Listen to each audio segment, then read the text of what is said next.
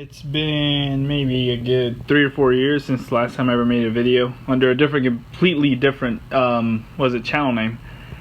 So it's my attempt to come back and try to do something. I'm really gonna start making these videos mostly about, buying stuff like guns, knives, like backpack stuff like that. People, been asking me about, like mostly my friends, about my Mutant.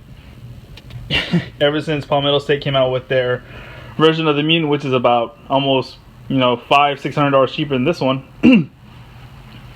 Mine is the, what is it, if I'm not mistaken, it is the basically the top tier version. So it comes with the mag pull stock with the locking deal right here. It actually comes with these sights are actually, don't count these are just, that's why I added on there. Doesn't come with the BCM either.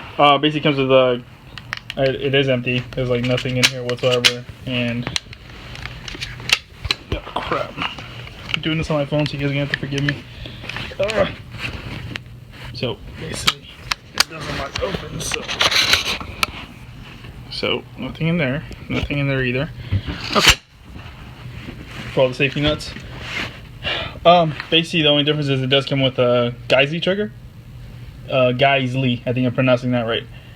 It's a 2-stage trigger, so you got a little bit of play and then beautiful. Really nice. And that's pretty much it. That's the only difference between these and the standard ones, which turn with like a basic M4 grip and then a basic M4 stock.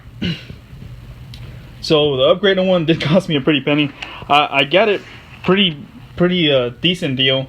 Not the best, but I mean for what it's worth. I mean I think you can get them on retail online for like about $2,000. They average out to around 19 or 18, but I think I got mine for about, with taxes, $17.70, I think. So I got a good deal, so I was really excited.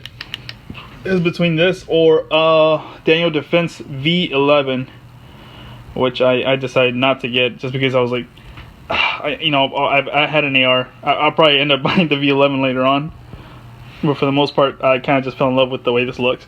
It's a little bit heavier than a AR-15, I think, by about, I want to say half a pound. It's bulky, don't get me wrong, but man, when you get hit, when you hit somebody with an AK round, they're not getting back up. Ammo's cheap, plentiful, you can find it anywhere. So anyways, the only couple things I did to it, which kind of sucked because it is all proprietary, so you can only get these fucking parts, excuse my language, which I'm kind of irritated, you can only get the parts from Cmmg.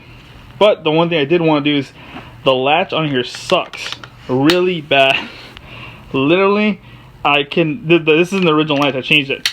Literally before, I had to literally like jam my finger up there and yank it back with, all standard M4 charging handles. They're really shitty. And excuse my language, but I mean just simple things that could have been done, but whatever. As you know, and most gun owners or gun enthusiasts, they'll tell you that a gun is not a tool. It's not a toy. It's, unless you go plinking, it's basically meant to save your life, and you just basically use it as a tool, which makes sense. It's a system. So what I ended up doing is I ended up swapping this for, I think it's a Badger latch. As you can see, it doesn't completely fit on the right. Once you give it a good charge, it'll pretty much, let's see if I can do it without, it'll sit still right here. It'll sit and lock in place. So this Badger latch isn't original. As you can tell, I had to modify it a bit. So that's what people are afraid of. I was like, dude, you cut a piece of your actual rifle off, which isn't a big deal. The difference is literally right there. I'm not sure if you guys can see it. You see that? It literally got basically like dremelled off. It's literally a little piece. It literally was thousandths of an inch to clear that spot.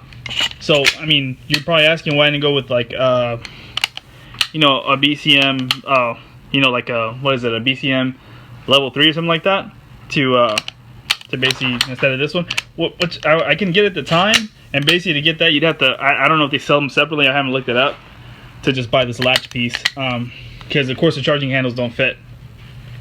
But this little bit of a difference, it's a lot more comfortable. Yeah, it has to slam home for it to actually lock, but for the most part, it's pretty secure. And like again, the gun's meant to be used, whether you have to do a couple of things. It's just minor details you have to do, like cut pieces off. We've all modified our guns to a certain degree where you're just like, am I doing this shit right, or am I really seriously gonna alter the gun to the point where it's gonna be ugly and won't work? The actual sights that I got on here are the Mbis Pro 2.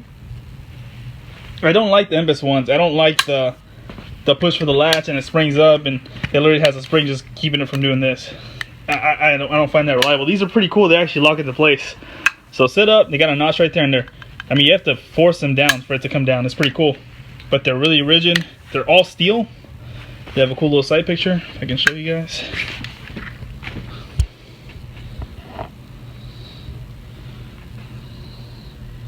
So it's pretty cool. But I just kind of want to give you guys a quick review of it. It's still holding up after doing that. I mean, I think Paul Middleton is doing a good job with that one they came out with. One thing I will complain about theirs is if you look at the bolt carriers, ours are a lot more beefier for this section right here. Not those little skinny ones they put in the AR-10s, which they're not. I haven't heard of them prone to fail, but I like to be reassured, just like people in 1911s are like, an all steel gun will always, you know, beat out a plastic gun. Yeah, I mean, because if you run over it, the steel gun will probably be fine and the plastic gun will probably be broken.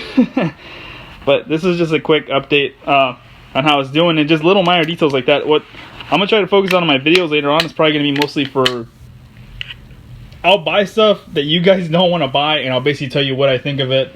As far as like, I'm gonna tell you guys, you know, specs and, you know, basically everything, like how it fits me, a guy who's like 5'7" and weighs like 160 pounds. So of course, as you can tell, this is not a tabletop review. This is more of a, I don't have a table, okay, not yet. This is a bed review. I'm trying to romance the rifle. Yes. Okay, but let me know what you guys think in the comments. I'd really appreciate it. Any small details, things I could do better if I do start, you know, putting up more videos every week on this channel. And like, subscribe, and just please let everybody else know about this channel. I guess I'll try to put something up every week. I think as soon as I get a chance, I'll do a review on a backpack I bought from 511. So thank you guys very much, and this is Arms Unloaded, out.